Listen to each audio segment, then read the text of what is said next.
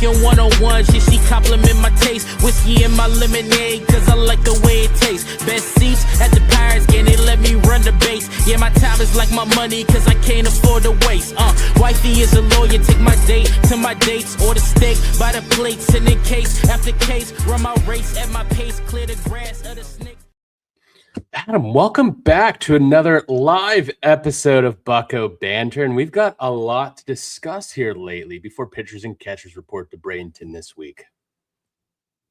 Let's cut to the chase. What the whole world is talking about, your newest Pittsburgh Pirate right-handed hitter Marcell Ozuna signs with the Buccos. This has been teased throughout the week. People are saying, oh, this could be a possibility. They're in, they're out. Does it fit? We don't know. Marcell Ozuna is a Pittsburgh Pirate for 2026. Here's how the contract works. 1 year, $12 million deal with a mutual option for 2027.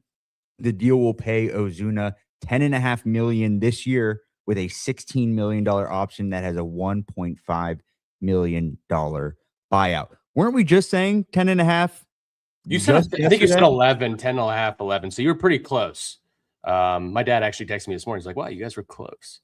So now if the rest of the plan comes to fruition, my God, we have the magic 8-ball here at Bucko Banter.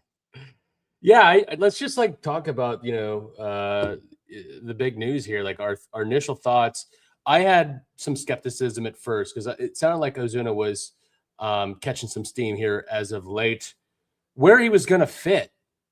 But all that aside, before we talk about the fit, let's talk about how much offense this team has added this offseason, because there's no doubt these last 2 years, 2023 and 2024, this team has struggled in the power department. And I think they've done a good job of addressing that this offseason. Yeah, 100%. This is an entirely new team. Let's just start there. You went from having a clubhouse that didn't fit together, and how many times have we said on this show, Scott, the puzzle pieces that don't fit, like just eating that over and over and over again, because it was true. You had a bunch of pieces on rotating 1-year deals that did not fit together. You had the IKFs of the world, I'll say it, causing a stir, talking about outside things. Like, there was a lot of things happening for a team that could afford no distractions. And there were a lot of them. A ton of distractions last year. We don't have to get into that. You know them already. Yeah. This is an entirely new clubhouse. You heard Ryan O'Hearn on the show. You heard Brandon Lau on the show. You've heard Jake Mangum on the show multiple times. These are good guys that you want in a clubhouse. That matters a lot. I mean, yeah, look, you just pulled it up. Ozuna, O'Hearn, and Lau combined for 69 home runs during the 2025 season. And if you add that to the Pirates' total of 117, the club would instantly tie the Boston Red Sox for the 15th most in baseball. We're talking bottom of the barrel offense last year. And how many games have we watched over the past couple of seasons doing this? We've been to the ballpark the past few years, but past couple seasons doing Bucko Banner. How many games have we lost by 1 run? 1 run, 2 runs, when the offense wasn't there to pull it out. And we had a great quality start by Mitch Keller or whoever else was on the mound. Pitching hasn't really been the problem as of late. I feel like you've addressed that. Like, you've got some run production here in this lineup. We'll address the run prevention here later on in the live, but the run production has been addressed. And I think the front office deserves their, they deserve their, flowers for what they've put off this offseason. I don't think they're done. No, I don't think they're done. There definitely is some moves to be made. If you get a third baseman like Paredes, I would say absolutely, I'm all in. Let's go. Let's get to work. As it lies right now, and I know there's been a lot of talk of, does this fit, right? Ozuna, where does he fit? DH. There's no more Kutch, presumably, because of the hold that you had there. You have O'Hearn that DHs. You have Horwitz at first base. Where's Reynolds going to go? Is Reynolds going to move to left because you don't want O'Hearn out there? Let's just address this. You have options now. That's a good problem to have. It's a very, very good problem to have. I think that's up to the coaching staff now. That's up to Don Kelly. Like, make it work with what you have. We complained for years that we didn't think necessarily Derek Shelton was, he wasn't the best manager that the Pirates had, but he was never given any pieces to do anything productive with this team. You have pieces now. Okay. And where I was going with that before is, yeah, you missed out on the Kyle Schwarbers of the world, Josh Naylors, the Framber Valdez, whoever else uses the Pirates as leverage this offseason. And listen, that happens because of how you've gone about business in the past. Everybody has talked about that. So you go and get the people that want to come to Pittsburgh and who you can get. You go with the cards that you're dealt. The cards that you were dealt were Ryan O'Hearn, Brandon Loud, Jake Mangum, Justinson Garcia, Marcell Ozuna, Mason Montgomery, Gregory Soto. Yeah. Edie. Like, that's a lot of names that we're talking about right now that weren't there last year. Now you put it to work. You move some guys around. You have the offense there, Scott. Very intriguing roster. If you look at all the additions this offseason, you can't tell me that this team doesn't at least interest you a lot more than these last 2 seasons. I mean, they've added guys from rosters that have done stuff, that have been to the postseason, have been playing meaningful baseball games late into the season. They've been there, done that, and they can, like you've been mentioning, the clubhouse additions. Like, they can mentor some of these young guys. I really like Ozuna as a mentor to some of the young Latin guys. You know, the unexpected mentor was Aroldis Chapman a couple years ago. Comes in. Without Aroldis Chapman, I don't think we have a Dennis Santana. And I think that's been very, that's been very public about his influence on Dennis Santana. But, I think this is a very interesting team, and they've added some vets. They've added some interesting pieces and some big clubhouse guys. And I'm really excited going into spring training. And with that said, I don't think they're done. No, I don't think they're done. I think there are a couple of moves to be made. We're just north of $100 million payroll, which is like, that's the bare minimum, right? Like that. I'm not going to celebrate getting over $100 million when that should be the case every single year. You should be paying players, but they don't necessarily need to go out there and add a $20 million contract, right? And this is not the same Pirates team that we're used to. The same Pirates team would have signed Kutch in December and said, hey, you can play here for as long as you want. We'll go figure out the rest. And then you run into the same problem over and over and over again. Like it or not, with Kutch, with everything else going on with the front office and the back and forth, this is different. They said they were going to do something different. And it's like the boy who cried wolf. They keep saying it over and over and over again. It finally happened. Yeah. So I'm not telling anybody to like, hey, be happy, right? Yeah, be lucky that you got all this stuff. No, you should, as fans, you should want more, right? You should want more, and you want this team to do better. You've been ride or die for so long. So I get some people being pessimistic, but you cannot tell me that this team isn't better than years past, or that they haven't put the necessary pieces out there in order to try and get something going and to at least compete in the Central, right? Yeah, I think, just touch on something that you said here recently. That's the beautiful thing about sports fandom, man. There's no rule book on how to root for a team and how to be a fan. Like, this is what makes sports beautiful. This is what makes baseball America's pastime. You can feel what you want to feel. And I get it, as someone who has grown up in Pittsburgh their whole life and watched Pirates baseball. I'll believe it when I see it, but the ingredients are there, right? They've added the ingredients to put together something different, and we should be excited for that. So, we've got a special guest here coming on here in about a minute who's going to come share his thoughts. We'll wait till he gets on. But Adam, any other thoughts on Ozuna or even Kutch or how things have unfolded the past couple of days? Let's talk about Ozuna, because that's the talk of the town, right? You're talking about a guy who has elite power when he's on. He hit 21 home runs last year, but he's not just an elite power hitter. And I think you teased it with the caption earlier today, like when power meets patience. Yep. And Ethan Merrill and our own Jay Staff put this together, or I kind of pieced it together from both of their tweets earlier today. 15.9% walk rate in 2025. Only 2 were higher, Scott, than Marcell Ozuna. Do you know who those 2 were?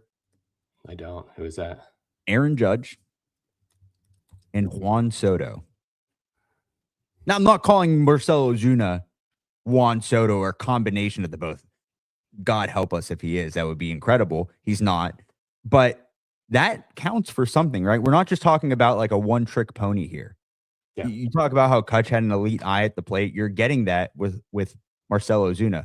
He reached a 20 home run mark in 9 of his last 13 seasons, and he finished 32nd among qualified hitters in xWOBA 354. It's just something different, right? You got guys like Mangum that add the contact aspect. You got guys like Ozuna that can add power and patience. You got guys like Cruz that just are the exit velo darlings. You got to have a little bit of diversity in your lineup, and I like what Ozuna brings to the table. Adam, before we talk more about Ozuna, let's take a quick break and introduce our guest here in a second. Be right back.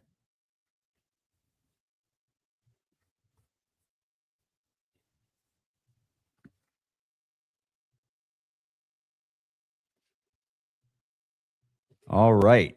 Joining us now, Marcel Ozuna.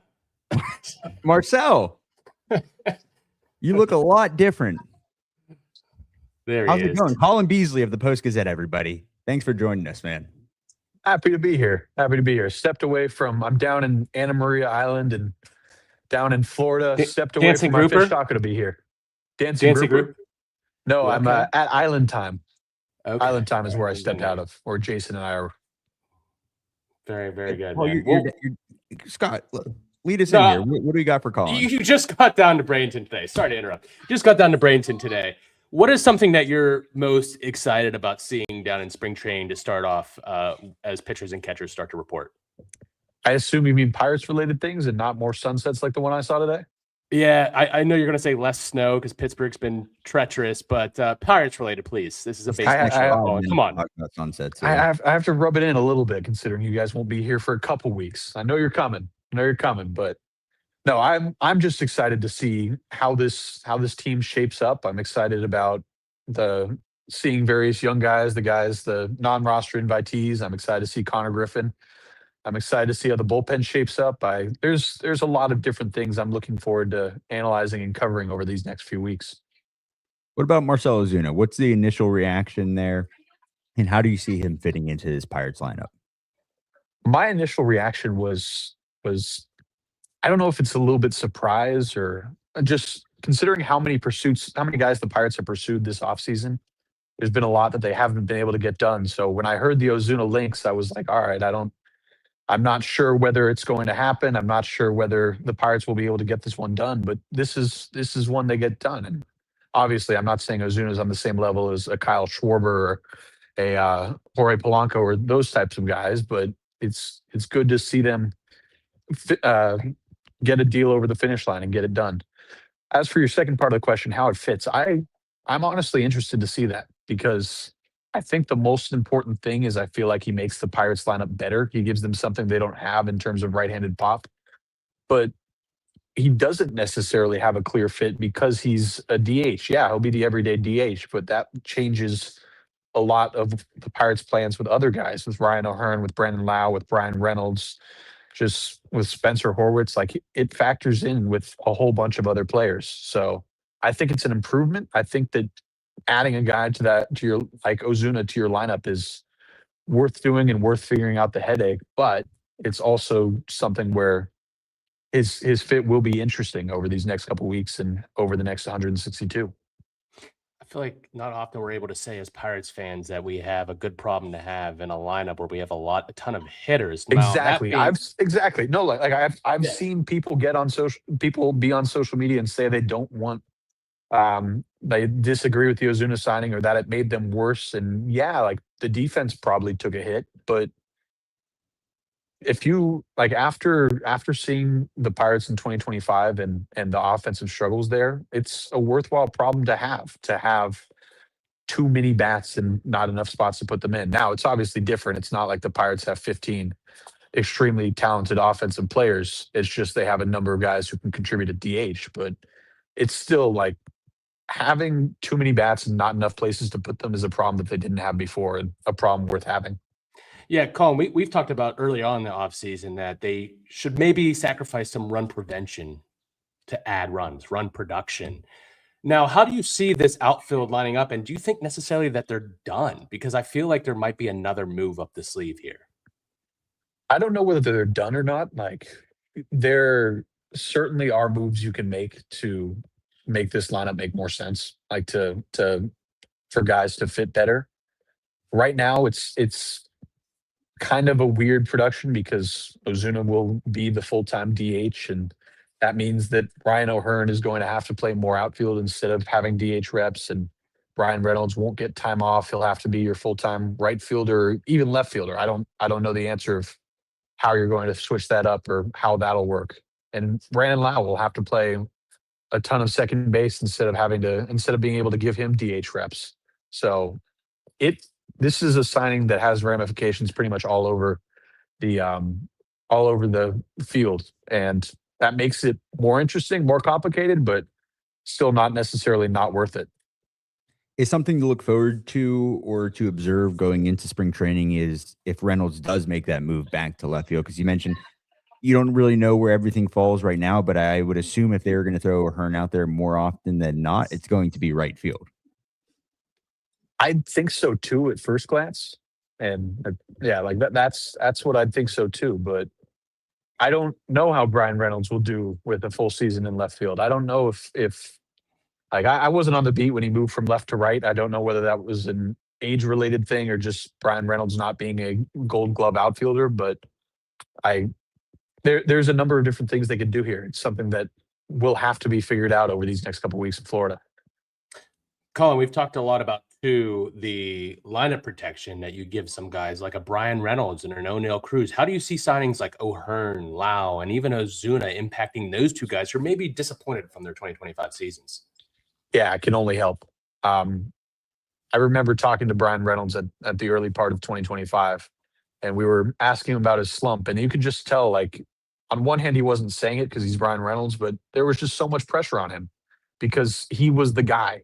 Like it was him and O'Neill Cruz, and those were the two biggest contributors, and that was to some extent kind of it, especially early. Having a lot of options for who can go out and go on a tear and go out and win you a game, having Ozuna and O'Hearn and Lau to add to those guys, adding Horwitz as well, because he wasn't healthy at that time. It can only help. It's a deeper lineup. It's a deeper lineup, and there are a lot of major league caliber hitters in this lineup, which is an upgrade. You talk about that, like you have to think lineup protection, right? Like guys like Reynolds had an off year last year. O'Neill obviously didn't finish the year strong. I think he was the lowest qualified hitter in the league at one point, or he finished as it. Like adding a Marcell Ozuna, a Ryan O'Hearn, these guys, they don't have to be the guy anymore. There's a lot of pressure off of them to be the only run production in the lineup or put the ball over the fence. You have a lot of guys that can do that now. Do you see them benefiting more and being a 20 home run guy, or like Reynolds getting back to form just because of these additions to the lineup? Yeah, I think it could help. I don't necessarily I'm not going to predict exactly what Reynolds' line will be or Cruz's line to be, but because they're no longer the biggest threat in the lineup, because they're no longer, to some extent, the only threats in the lineup, they'll get more pitches to hit. They'll have less pressure on them. They'll be in better situations. I think that anyone in the Pirates lineup will benefit from these signings and from Ozuna as well. Colin, before we let you go here, I want to let you get back to your fish tacos or whatever you ordered. What are you most looking forward to in spring training? Any places, bucket list items you're trying to knock off the list? I know Bradenton's a pretty big place on everyone's bucket list. So my first ever trip to Florida was with the Bucco Banner boys for winter meetings. That was the first time I'd ever been in the state. So this is the second time. This is the first time I've been to Bradenton. First time I've watching the sunset over the Gulf today. That was the first time I'd seen the Gulf of Mexico or America or whatever you guys want to call There it. it is. All of this is new to me. So I had a grouper sandwich today and hadn't had grouper before. It was really good. So from just a human being standpoint, I'm looking forward to a whole lot of new experiences, and I'm also just really looking forward to covering spring training and learning more about the Pirates this season. One more time before we let you go, Colin. Until 2 weeks from now, and when we see you down in Bradenton. I can't wait. By the way, just to be clear, I anything? cannot wait. Anything? I cannot wait to hear that question. every single time, every time I pass you in a hallway or every 5 minutes or on my phone or whatever. I cannot wait to be harassed by the Bucko Banner boys. It's just so exciting. Quote card that. Quote card That's that. That's definitely going on a quote card. Well, Colin, get back to your dinner. We appreciate you joining the show, and we'll see you down there soon. Thanks for having me. Looking forward to seeing you guys. All right. We are back with all right. that was great. I love, first of all, right here, 100%. Yeah. Colin is the absolute man. Golf of Ben Charrington. Why not? We've already renamed it once. Let's rename it twice. Let's talk a little bit about third base. Yeah. Because now that Ozuna is out of the way, he's on the Pirates. Everybody's attention has turned to whether or not the Pirates address the situation at third base. And some of the options that have been talked about is Isaac Paredes, Mark Vientos, Brett Beatty. Alex Freeland was thrown out there. That's a name I brought up months ago, by the way. Saw that. Months and months. How real that is, I don't know. Everybody is an insider right now on Twitter. But, Scott, I know you're high on Paredes. What do you think they do? Do they roll with Triolo to start the season? Or do they have some more moves up their sleeves like you just referred to? I do think they have another move up their sleeve, whether that's a guy like a Ramon Urias, who might be an unsexy pick, or an Isaac Paredes, who I think would be the cherry on top for this offseason. Now, he comes with a little bit of a hit defensively, right? But you got a Triolo and Nick Gonzalez that can move around a little bit off the bench. I was looking at his Baseball Savant page and his past few years. I wasn't just basing off of 2025, because this is a guy I was pessimistic about. A lot of people were saying, oh, he went to Houston, the Crawford boxes, all that. He's a pull heavy hitter. And trust me, he is a pull heavy hitter. If you look at his spray chart, it is Henry Davis-esque. But something that really intrigued me, along with Ozuna, and I talked about this in the video I posted today, power meets patience. Elite chase percentage, elite whiff percentage. Like, he doesn't chase and whiff a bunch. 17% K rate for a guy that has that type of pop. You'd think that comes with trading a little bit of contact for swing and miss. It doesn't. An 11% walk rate. This is a guy who's going to get on base the last 3 seasons, 352 OBP, 350, 346, 352. I mean, 840 OPS, 810 OPS. This is a guy that's going to be an above average player. I mean, this is the second best player hitter, probably the first best hitter on your team last year. Let's just be real, because Spencer Horwitz didn't play a full season. But this is a guy that would be a huge addition to this lineup, just like Marcell Ozuna, in my opinion. What do you think it takes? Because reportedly Boston, who was in on the talks, Astros wanted Wilyer Abreu. They weren't willing to give it up. Now Boston has traded for Caleb Durbin.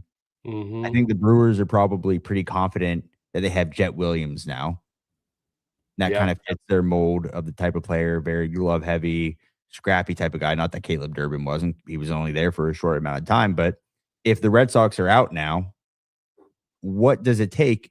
And is Wilyer the Abreu the type of player that they want in return? Because that seems a little bit high for Isaac Paredes, but I think you could meet something of that nature by giving, a young arm and then a Joey Bart. Yeah, it's been rumored that they like Joey Bart. I would give up Joey Bart and maybe a Hunter Barco, probably. If that's what it takes. It would be painful to do so, but I think we have some arms that are coming up. Maybe not left-handed arms. You got Antoine Kelly. You've got Christian Curtis on the way.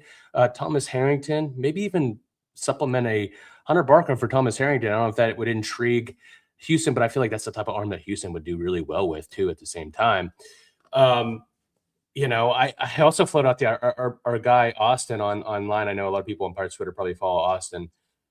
Floated off the idea, and I texted you today. You were not on board. I was entertaining the idea. Would we part with Brian Reynolds? And this is whole idea of making this outfield make sense, because it doesn't at the current point. I offensively, I love it, and I think it'll only benefit an O'Neill Cruz and a Brian Reynolds who had down years last year. But do you try to get off some of that Brian Reynolds money, not simply to cut costs, but do you see another avenue or maybe multiple avenues to improve this lineup by flipping him to Houston for Isaac Paredes and maybe a lower level prospect? I don't think Houston's going to want to take on a lot of his contract. That's the big issue too. They don't want to add a lot to their payroll. It was an interesting idea. I don't want to get Pirates Twitter into a frenzy right now over that. But I think it is an interesting idea. Here's why I don't like it. I don't think you just make moves to make moves for things Sure. to make sense in the next year or two. I understand like you want to add stuff now to maximize on the window. You have Paul Skeens, you have Bubba Chandler, you have Connor Griffin coming up the pipeline, but you have Brian Reynolds under control until 2032. Right. So like I don't want to make a move just so we could fit the guys that'll be here for 1 or 2 years. And like I think there is a spot for Brian Reynolds to play every single day. Can his defense improve? Absolutely. It needs to improve. But these are the cards that you have. And like you're not going to go out there and get a big name free agent. And you have an all-star on your team in Brian Reynolds. He had a bad year last year. He would tell you that himself. But you heard when we talked to Spencer Horwitz, I mentioned it earlier in this episode, he wouldn't be surprised if Brian Reynolds goes crazy this year because he doesn't have to be the guy. Not all the pressure is on Brian Reynolds to hit 20 plus home runs a year. Now, do I think he's going to do that? I hope so. He's that type of hitter. Like Brian Reynolds is very good at baseball. He is. He's very, very good at baseball. Could he be a better defender? Has there been a lot of talks about moving him around? Yeah, sure. But he was a better hitter when he was in left field. Was he a good defender in left field? No, he wasn't. He had bad reaction times. He didn't take the best angles, but he moved over to right field and he had a bad season. Whether that's related or not, I doubt it. He just had a bad year. But I think you keep Reynolds around because you're going to benefit in the long run with Brian Reynolds being, the guy that you extended. You kept him around, not to bring in a guy that you have 2 years of control over with Paredes. Yeah, I totally get your explanation there. And I just think not just to trade guys and make it fit. I think you could possibly free up money to add multiple guys with multiple years of control that would make this team better for not just this coming year, but for the foreseeable future. That again, we need to win in 2026 and we don't know what's going to happen in 2027. Just an idea that I pondered. I want to bring up another one too. Jay in this chat says, thoughts on Davis Schneider. We've talked about Toronto a lot because Toronto is a trade partner that Ben loves. He loves him some Blue Jays. That's where he came from. Davis Schneider, I think, is a guy that plays a little bit of everywhere and it would be better defensively. We've also pondered the idea of Ernie Clement. This is a guy you brought up maybe a couple weeks ago on the pod. Yeah. Both of these guys add contact ability and raise your floor.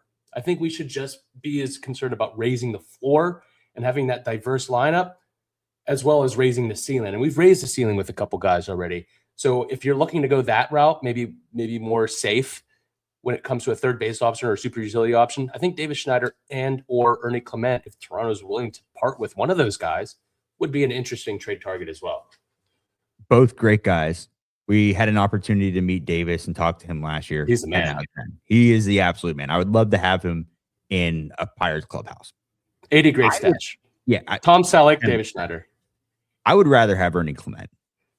Same. It gives you a lot more flexibility and a stronger glove, and you're getting kind of the same type of hitter, but I think Clement is more what you're looking for when you're trying to diversify a lineup. And would I want Clement to be an everyday guy? No, I wouldn't. But I think he would add more value than Davis Schneider. Does Bart get moved, and does he have any trade value?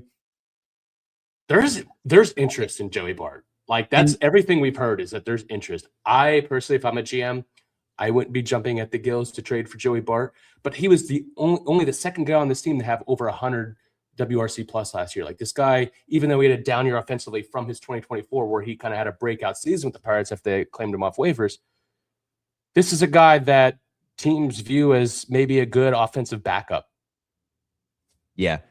I think if you are presented with the opportunity to get back a decent return, it doesn't have to be a great return, but a decent return for Joey Bart, I think you take that because the guys like throwing to Henry Davis. You obviously have a lot more stock in Henry Davis with him being a first-round pick and him being Paul Skeens' guy. But then you also have Rafael Flores, who you have a lot of stock in, right? Andy Rodriguez, you put a lot of stock in. Those guys, I think, should take priority over Joey Bart. And it's funny because going into 2025, we had a source who told us that the Pirates were listening on Joey Bart going into last season. And at that time, we're like, why would you do that? Why would you move a guy who just had a breakout offensive year? And then it regressed. And I don't think he provides enough value defensively, and the offensive upside, I don't see him getting back to the hitter that he was in 2024. So yeah, if you get some type of value and somebody sees him as a decent offensive backup catcher, not like your everyday guy, I think that plays, and I think that's a good transition here, Scott, because our Zach Wells put together a depth chart let's take a look at for that. us, and this is what it's looking like right now with all of our options. Okay. Because we're talking about Bart. You got Davis, Bart, Flores. You could add Endy to the mix there. And then at first base, your options are Horwitz, O'Hearn, Flores, Triolo, York. Second base, Lau, Gonzalez, Triolo, York, Horwitz, Griffin, Gonzalez, Triolo, Gonzalez at third. And then the outfield, Reynolds, Mangum, Sawinski, York, Garcia. Center, Cruz, Mangum, Sawinski, Garcia. Right field, O'Hearn, Mangum, Reynolds, Sawinski, Garcia, York. And then your DH options are Ozuna, O'Hearn, Horwitz, Reynolds, and Lau. I know that's a mouthful.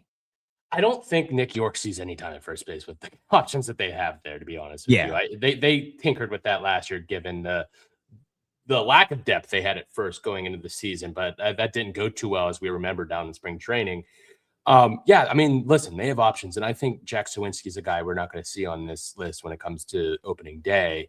I think Justinson Garcia probably goes above him in terms of how ready he is, but Jack Sawinski doesn't have options, so let's keep that in mind. And with the addition of Ozuna and having O'Hearn needing to play outfield, going forward, Mangum's going to be your fourth outfielder, given that he can play all three pretty well. Yeah. How do you look at this? Assuming Connor Griffin does not make the opening day lineup, so let's take a third baseman out of the equation. Yep. And you haven't added a Vientos or a Beatty or a Paredes. Who do you think? And I kind of want to bring this up here. York generally might not wear black and gold 2 weeks from now. I think that's a real possibility. Same. It was talked about on heard some smoke about that. Yeah, it was talked about on the Just Baseball show as well. I think you could probably get. Well, one, you could probably just get like a lottery pick maybe for somebody who just wants some upper level depth, or maybe a good bullpen arm for Nick York. The return's not going to be significant, but York, I have not really considered him to be any part of the equation, just like I haven't considered Billy Cook to be a part of the equation going into 2026, which is a good thing to have. But let's go back to this, Scott. Griffin, say he starts in AAA. They don't add a third baseman. Isaac Paredes, they miss on. They miss on Beatty, Vientos. They don't make a deal for a younger guy like a Max Anderson from Detroit, who might be blocked in a lot of ways, or an Alex Freeland from the Dodgers. How do you see the infield laying out come game one? Man, I would be surprised that if they don't see Griffin getting off to a good start in spring training and they don't think that he's going to make the team out of spring, I'd be surprised if they go into the regular season with Gonzalez and Triolo being your guys manning the left side of the infield. I think there's going to be one other piece there, or another guy like a Nick York making the team temporarily if he's here. So yeah, I would feel uneasy about it. I'd feel very uneasy about it, man. I feel good about Jared Triolo playing defensively at either of those positions, but I don't want Nick Gonzalez playing more than 1 or 2 days a week, not even 2 full games a week at either of those positions. I think now I'm going to go back on what I said, and I gave you the challenge. The Pirates need to be put in a position where Jared Triolo thrives come opening day, not being an everyday guy. Do I think Triolo defensively can be an everyday guy, and does he have a lot of offensive upside? Sure. I think the swing, he made some really good adjustments towards the end of the year, and he has sneaky pop. He's a massive dude. Like, he's big, right? Like, he's a large human being who has an excellent glove. But in order for Jared Triolo to get the maximum effort of a Major League Baseball player that is Jared Triolo, he needs to be a full-time utility guy. You need him to plug and play at short, third, first, second, right field on any given day. And that's how you're going to maximize Jared Triolo's potential. Yep. I think the argument shouldn't be we need to address third base because Jared Triolo can't do it. We need to address third base so Jared Triolo can benefit this team even more in the right way. I feel, is it crazy to say that I feel less confident about Nikki G at shortstop than IKF? Like full time, yeah, I would say. I think he's such a temporary shortstop. Like we saw a pretty much a full season of IKF at shortstop. He's such a temporary like stopgap where it's just like, hey, a guy got hurt, or there's a guy that you're calling up. Like you're calling up a Connor Griffin. Yeah, we could play Nick Gonzalez there for a day. Jared Triolo, I feel way more confident playing there. Yeah, 100%. I'd go with Triolo at short, but again, I'm not looking at it as we have to bring in Isak or any of these guys because we have a hole at third base. Triolo is going to be a better defender than every single one of them at third base. And we're talking about a team that probably got worse defensively. You need guys like Triolo, but all the more reason to put him in a better position where he could play all over the place. Yeah. Think Ben Zobrist, right? Like that's the comp that you're going for defensively here. Somebody who could benefit you in multiple areas, and that's how he's going to stay on this roster long term. I think IKF's value has been destroyed over the past couple of years because he wasn't put in that position where he could be a true utility guy. And it's hurt his career significantly because people are like, well, he can't raise the ball in the air. He can't hit, and he's an average defender. Well, if you looked at it, if he was moving all over the place, you put a lot more value into a guy like IKF. And that's how I'm looking at it with Triolo. Yeah. Does Vientos have any more? I don't. Well, let's talk about Vientos just in general. I mean, I think I'd prefer Paredes to Vientos. I had a good relationship with Vientos way back when he was drafted. Such a good kid, and it would be another great locker room presence for this team. I think he provides pop. He had a down year last year, though, and I worry he's a little bit one-dimensional. I think this is a guy that I fear that this is a guy that we're kind of betting on a bounce back or maybe a change of scenery, which I think he would do well here. But, the defense lacks, and he's just power only. Like, this is a guy that's going to strike out a lot more than a Isak Paredes or a Marcell Ozuna. Marcell Ozuna is not a third baseman, but just giving an example, this is a guy that's going to be power only. So I'm just reading a comment and wondering if I should bring it up or not. I maybe later in the show. If you know, you know. We don't agree. But that's one of our best. Yeah, I'll pull it up. I think Noah had some comments, and we talked to Noah today because Noah is one of our best friends. Yep. We love knowing that we had the Noah Heil show here last year. Noah's entitled to his own opinion, and I can see, like I talked about earlier in the episode, how some people could be pessimistic on how everything fits together. Yeah. And defensively, the concerns that are in this lineup. How I'm looking at it is you overhauled the exact need in terms of getting as much offensive production, and how I'm looking at it in terms of run prevention. I'm not looking at it from a positional standpoint with the outfielders or the lack of defense all around the eight other positions on the field. I'm looking at run prevention strictly from the starting rotation in the bullpen that you've built. And we've mentioned it earlier. I don't even actually know if I brought it up in the show, but if you just gave Skeens four runs a game, average 4 runs a game, I think he would have lost one game his entire career. One single game.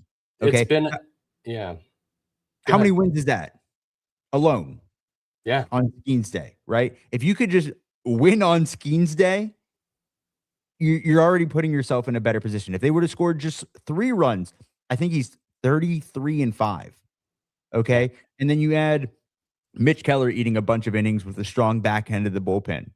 Okay. If Gregory Soto and Mason Montgomery and Isaac Matson can continue on a strong year, I think that's how I'm looking at it. Like, you're getting your run prevention from guys like Bubba Chandler from Braxton Ashcraft, from Mitch Keller, and whoever else they bring to round out this rotation.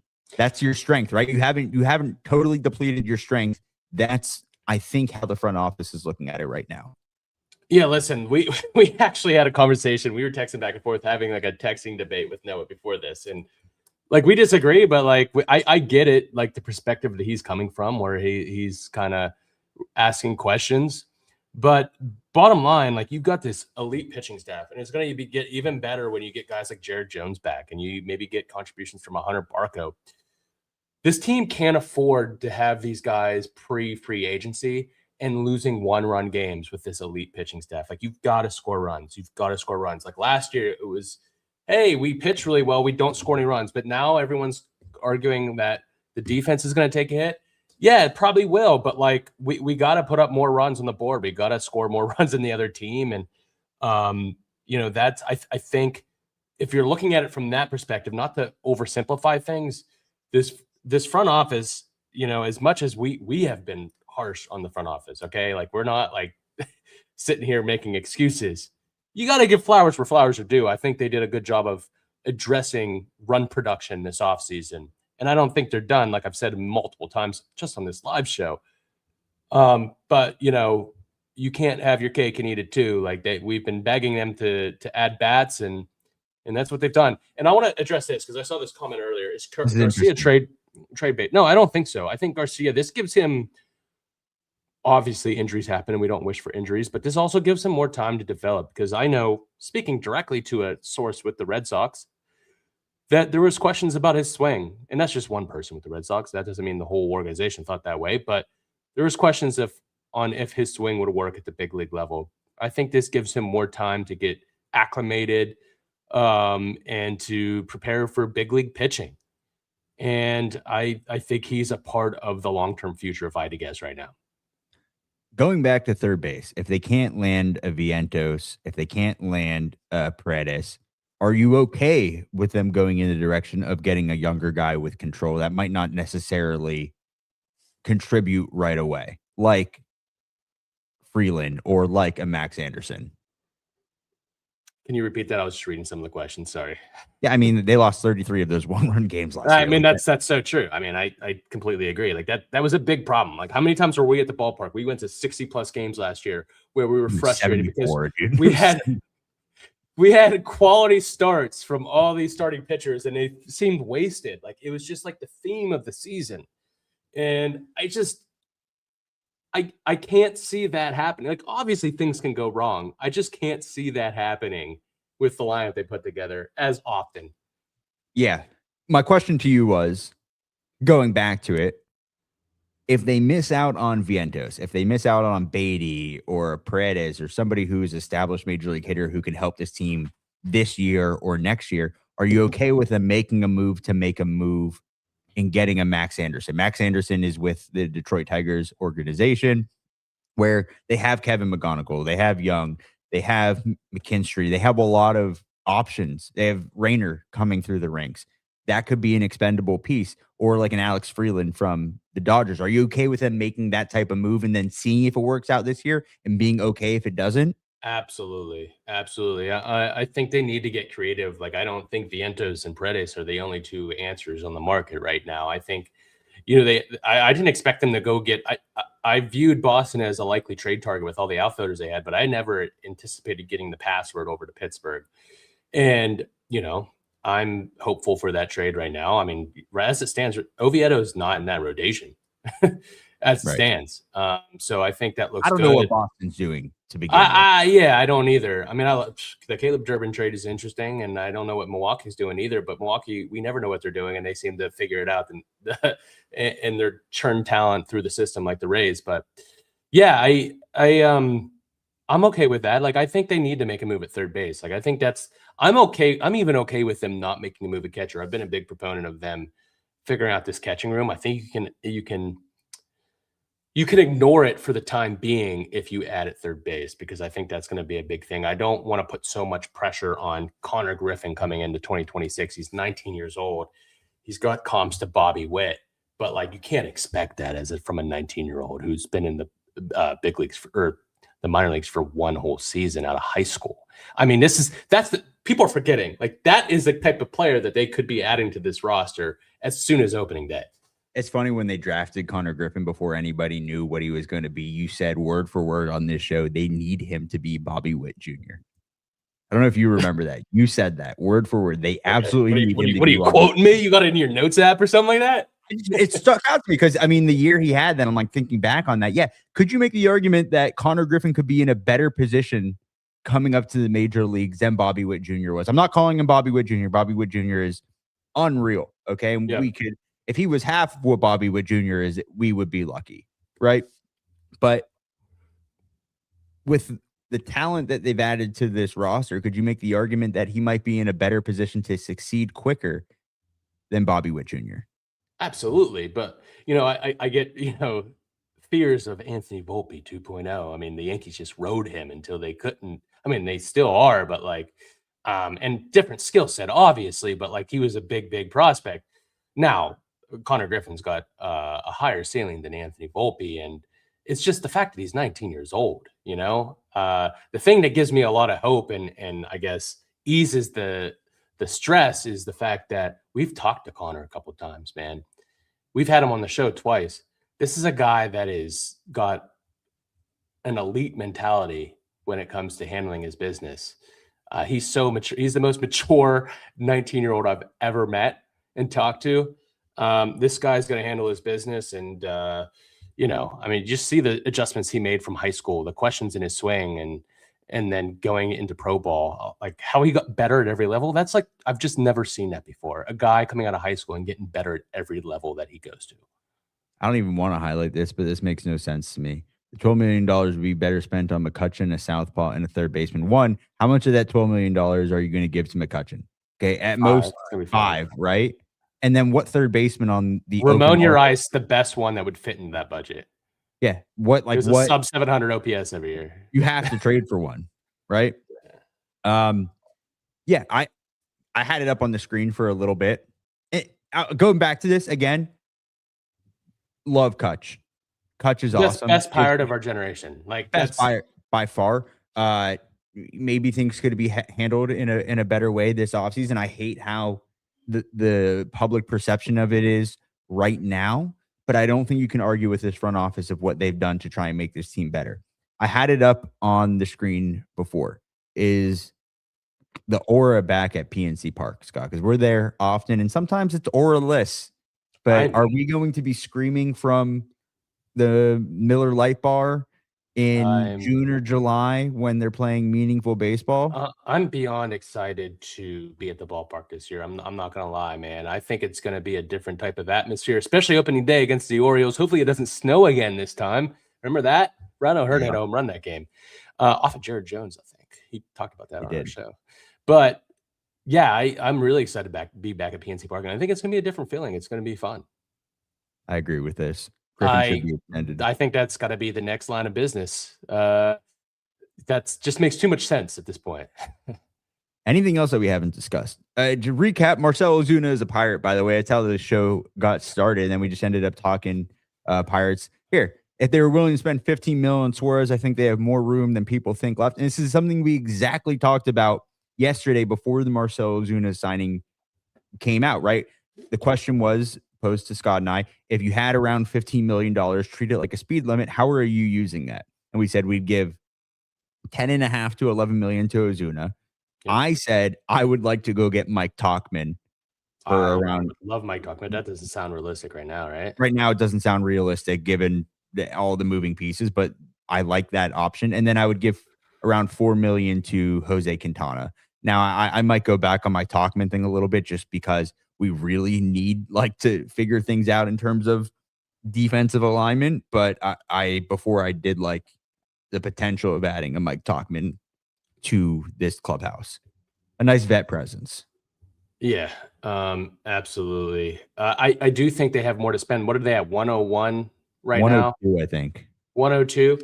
I mean, the rumor was that they were willing to go, 20-30 million over. So they were willing to go, 110, 115, something like that. They've got a little bit more. I think you could add a lefty vet like a Jose Quintana, bring back that reunion. Oh, nice. Well, good to if you're ever at the PNC Park this season, come and say hi again. Yeah. We love meeting people that listen to the show and comment and stuff Appreciate like you. that. We love the comments and the debate. I think it's fun. Yeah, there's no, real quick. There's no. Again, we're not telling anybody how to put out their fandom, right? Like you're entitled. If you think they should bring Kutch back, and I totally get that. Or if you think they should go in other directions, like you're entitled to your opinion. You've been through a lot as Pirates fans. You have. So I get it. I get wanting to bring back somebody who has meant so much to this organization and see him on a winning team. But yeah, no, I just totally want to understand. point out that the defensive setup wouldn't have been much different. I get this, and I have these same concerns, as do a lot of people. The defensive setup doesn't really make a ton of sense with Kutch either. I think could still play outfield, but he says he can. I don't, he said he's not going to a lot. Like they're not going to put him out there as much, and you need that fourth outfield spot needs to be someone that's going to be spelling guys late innings as a defensive replacement. That Mangum fits in that role perfectly. We'll see. Yeah, I think that's around there. And that's why I remember like today, Ken Rosenthal was saying like they're out on Paredes because shout out Paulie. Yeah. Hell yeah, Paulie. Appreciate you. I don't agree with that. And I tend to disagree with anything that they're putting out there about the Pirates right now. I mean, to be very honest, like any of the narrative that, hey, they're aggressive suitors on this guy. And then the next day you turn around and call them a sham. Like you can't just tell me just because they made an Ozuna move today, they're totally out. This is it. It's a hard line. BS. Like I think I will know exactly how I feel come the first spring training game. Then like, let's talk. But you can't tell me that they're out on Paredes just because they signed Ozuna. Yeah, I don't think that's true at all. I also like if you guys see any reports from Jim Bowden, immediately delete them because they're not real. Guy knows nothing. Okay, I don't mean to talk shit, but like, I mean, that guy was literally almost banned from baseball. Like, don't listen to Jim Bowden. Yeah, and being podcasters, big old podcasters here, like he could probably say the same about us. You run out of stuff to talk about, and like you start, your takes can get progressively worse. You have to check yourself at some point because your takes can get progressively worse when there's no news, and depending on who you're covering, and as the offseason goes along, and you're trying to find room to talk about anything going into the season, like yeah, you might throw some BS out there just to throw it out there and see what sticks, but I don't trust that at all. I just wrapping up here because we do have a hard out at 8 for a little more Bucko banter content creation happening, but we'll go all the way up until 8 o'clock. So if you're waiting for us at 8 o'clock, this is where we're at. I like Josh's comment about having Kutch playing against left-handed pitchers. I get that. Yeah, I totally get that. And it's unfortunate how this stuff all unfolded, man. I think if I'm sticking to one thing, Paulie, I do think Quintana makes too much sense, and obviously a third baseman. Let's go through here. Having Ozuna, and this comes from presumably a Braves fan, SoCal Brave. Having Ozuna in your team is like having an extra hitting coach and pitching coach. He helps Sale, Harris, and many other Braves fix mechanical issues with their throwing and hitting. This is what we're talking about, and I know like the Chapman version of like Chapman was the guy for a lot of the arms in the bullpen, the Latin arms. Like this is a huge plus for the lineup in the clubhouse. Yeah, and you can make the arguments all you want, and we don't have to get into that about off the field issues, and those are always going to be with him for his entire career, right? Like we're not negating that stuff happened, but from what we've heard, he is a good clubhouse guy, and his teammates do like playing with him, and there is a value of adding a veteran presence like a Marcell Ozuna, who I think Jay mentioned earlier. I mean, he's had multiple 20 home run seasons, like 9 out of the 13 seasons. I think it was. You he had 40 in each of 23 and 24. Like, yeah. Is it Jay that tweeted out that he's like, what, 5 home runs away from 300 or something like that? A big milestone. 4. He's going to hit that as a Pirate. Baseball is an emotional sport, and it should be. I get the attachment with those types of players, and I don't think you get that in many other sports. Kutch on a 2-month contract. Here's the problem with with if you're just going to add Kutch to be like the last piece of a 26-man roster going into like, say you're going into the All-Star break or the trade deadline and things are going well, right? But you're trying to make some more additions and say Andrew McCutchen is not performing. Then you're put in a really bad position where if that's the last option that you have and you have to DFA a guy like that, do you make the situation even worse? Like, that's what I'm saying. Maybe last year they probably should have said, hey, like this is the direction we're going in, right? But it's a little bit too late. Can we call the local police? Who let this guy in? Get out of here, Jim. You got Louisville up at 20 at halftime. Who are they playing? I don't even know what he's talking about. What is he talking about? Like croquet or something like that? Is it basketball? It's not bad. Is it basketball It's season? not basketball season. No. I don't care. Verlander is a name that I've brought up a couple. Can you imagine adding like a Verlander or a Scherzer? That'd be awesome with Skeens. I think that would be just pitching porn, if you will. I don't hate that. I like Chris Bassett. I'm a big fan of Chris Bassett. Good personality too. I think he would be a good innings eater at the back of that rotation. Paredes, Quintana, Kopech, and Kutch would probably cost $20 million together. That would be perfect end of the offseason. I like Kopech for what it's worth. Like, I think Kopech, they have a lot of guys, and I think this is slept on. I've talked about it a lot. A lot of guys that can throw high leverage innings. They can kind of move it around. They don't have to really have a true closer. I know Dennis Santana has that role, but you don't need a true closer. I think this is like something running back people by aren't committee. talking about. We should be targeting people who do look good as a Pirate. We did that with John Jaso, friend of the show. I mean, yeah, if we're going to bring back anybody. John Jaso. How do people feel? I'm just going to bullshit here for the next 3 minutes. How do people feel about bringing a pirate ship to PNC Park? We for it or we against it? Should we bring out a big old pirate ship out into right field before games?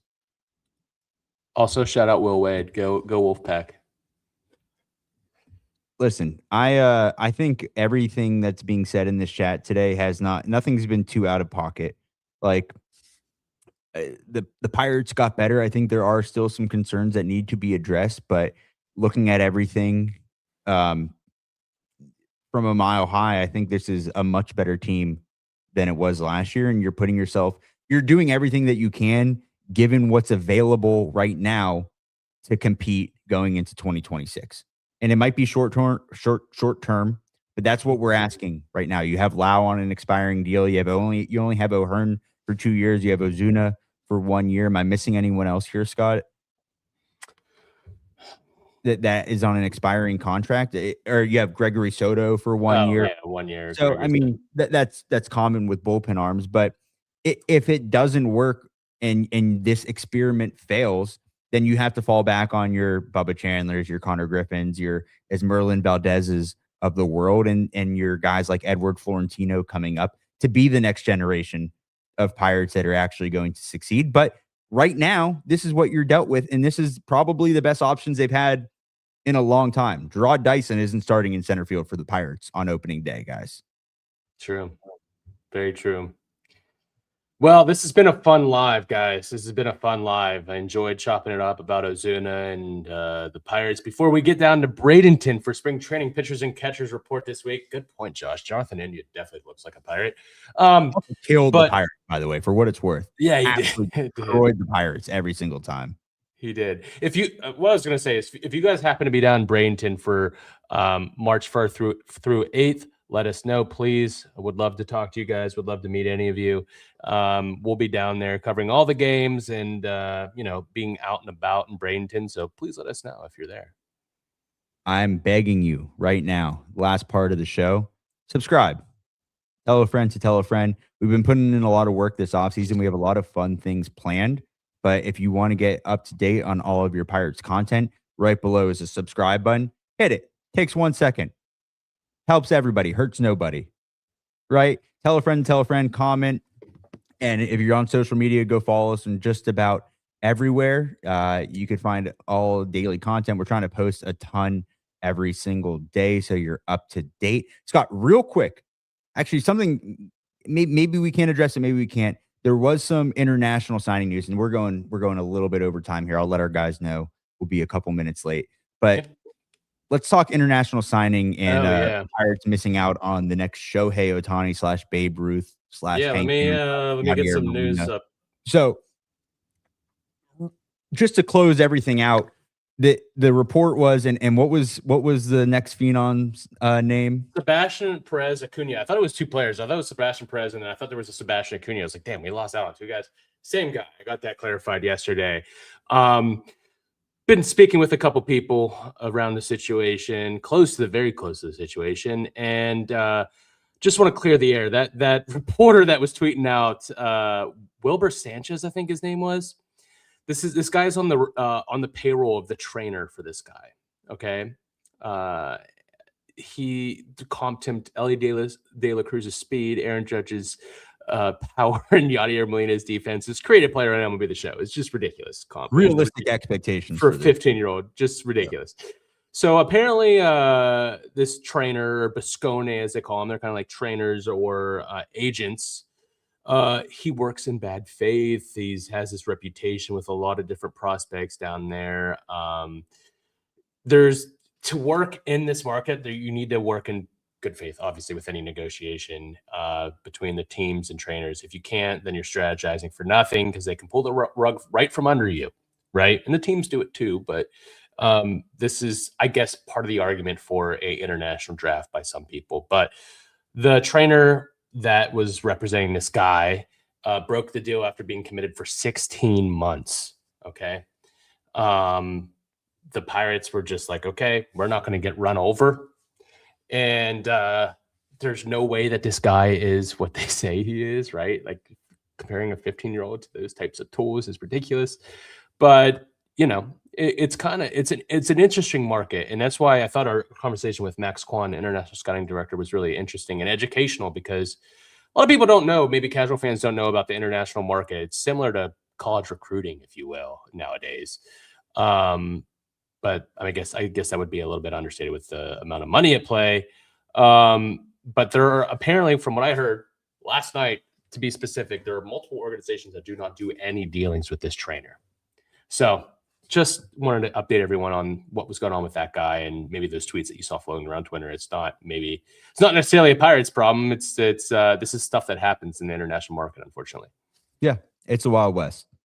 Wild. Yeah, streets are saying he's the second coming. Yeah, I mean, like, that's how they made this kid out to be. Well, hey, we got to get out of here. Again, make sure you subscribe, leave a comment, tell a friend, tell a friend. If you're listening to the episode later on, make sure you download it, leave a 5-star review. That helps us out a ton. You can go to buckobanter.com for all the updates. We have a great team of writers putting out blogs pretty much every single day. They are awesome. You can find all of our episodes and more there. They'll just guide you right to the YouTube page, or you can watch them right on the website. So appreciate everybody for joining us. And until next time, raise it. Raise it. Best seats at the Pirates game, they let me run the base. Yeah, my time is like my money, cause I can't afford to waste. Wifey is a lawyer, take my date to my dates, or the steak by the plates. And